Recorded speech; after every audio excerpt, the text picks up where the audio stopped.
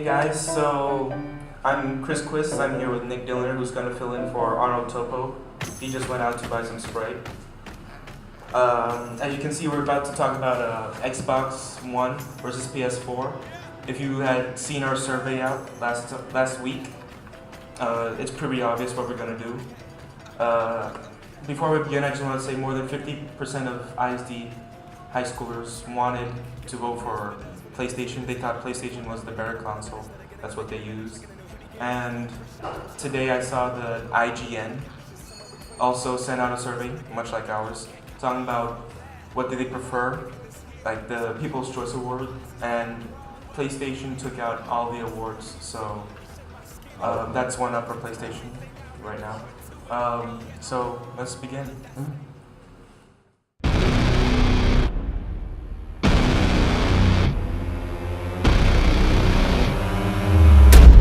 So Nick, what do you think about the survey? And Well, one of the problems with the PS4 trailer is that it doesn't really show enough of the game console itself. Maybe it's like a tease or something, trying to either make us use our imaginations. But it still would have been nice to see what it actually looks like. And Xbox has somewhat of a similar problem. They don't show enough gaming in their live exclusive We view gotta of- focus more of the TV and stuff. And last time I checked, the point of a gaming console was to play games. But apparently Xbox didn't get that memo. Oh, look up to Arnold. See you, Hi. Nick. Thanks for filling in. Bye, guys. Thanks for coming. Right. Hi, guys. So, if you didn't catch a glimpse of it before, the white image with the PlayStation 4 wasn't the actual released image. It was a render by a Reddit user who basically took all the images that they showed in the release trailer and they just compiled it. Yeah. So, what do you think about Xbox so far? Well, I think that what Xbox did wrong, Microsoft did wrong, was that during their events they didn't show enough of the games. They showed what? They said that they would have 15 exclusives, and I don't see, they only displayed the Call of Duty Ghosts, and they talked about FIFA, they talked about NFL, but nothing that interesting. They talked too much about TV. Now, if you didn't notice, Xbox One is having a new type of deal going on with EA Sports. Yeah. There's a lot of hype about this so far as I've heard. Apparently, there's going to be a new type of legal thing where EA games are going to be released on Xbox before they get released on any Sony It's entertainment. not exactly revealed yet, but they talked about FIFA quite a lot during their event, so stay tuned for more updates on that. And one more thing. I think that the problem with Xbox, as I said before, was that it was going too much for the TV aspect. I was looking this up the other day and I found out both of them have 8 gigs of RAM. The PlayStation 4 has DDR5, however, and Xbox has DDR3. That basically means that all that RAM for the PlayStation is going towards the GPU, which processes the graphics, and all of the 8 gigs of RAM is going towards the CPU, well, at least most of it, which is basically going to be controlling everything. It's very powerful, but it works for everything. The GPU PlayStation 4 is very graphics oriented, however. As you saw before, the PS4 controller showed up, and I want to talk a little about that. But first, let's have a look at Call of Duty Ghost, which is the new series of Call of Duty. Yeah, they put out one every year. I think they need to improve on that. They showed a couple of cool new features. You get to slide, you get to peek out of corners, but I didn't expect that much because, to be honest, Call of Duty 4 Modern Warfare, it was quite good, but then it was very innovative, in fact, but the trend gradually declined. And it's going to be interesting about the new Ghost, since now we can see that there's going to be a dog.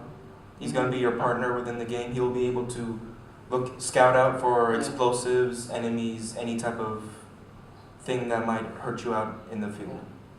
And one more thing, like, we're gonna obviously show images of Xbox One. It kind of looks like a VCR, doesn't it? It does, and it also looks like the vents on top of the kitchenware. In fact, imagine if the Xbox One is like this. The entire right half of it is a massive vent. Not to mention that under it, on the left side, is another vent. Yeah. It does, however, feature one USB 3.0. I believe that Microsoft is introducing something so that current generation headsets won't work with it. You might want to think about it when you have your Astros or Turtle Beaches. You might want to consider buying new ones if you're getting next generation consoles as well. Or you could just get a PC, another viable option. True. But PC, as we all know, is the dominant gaming console. Yeah, of course, but consoles such as PS3, the PlayStations, the Xboxes, and the Wii U's, therefore the times when you're just on a couch or just on your bed just playing. The thing about PC is that it's very competitive, and you're just at an upright position and it's very intense. Console gaming is much more relaxed and homely. And for PlayStation 4 exclusives, you have Infamous, you have Uncharted, you have what else? Ratchet and Clank. That's named Ratchet! Okay, thanks a lot for that. For Xbox, they still have the deal with Activision about they get a DLC exclusive content 1 month earlier than the PlayStation Nation. True. But you also have the exclusives for Xbox, such as Halo, which they are also going to make a new televised series of, directed by Steven Spielberg. There's also going to be a few other improvements to Xbox One, such as you're going to be able to use voice commands to control the whole operating system. I heard of that. During the event, they just went Xbox on, and it just booted up, didn't it? You can change to TV, you can change back to gaming, you can change to music. You can do all these new improved things with the new Xbox One voice command. But I have to say, as a PlayStation gamer myself, I prefer, the PlayStation, obviously, but the Xbox is looking pretty good. I like the controller, I have to say. It fits better in your hands. The PlayStation 4 controller... He's lying! As I could see, is kind of small. They seem to have designed the PlayStation controller for a 12-year-old girl, to be honest, because my hand just claws all over it.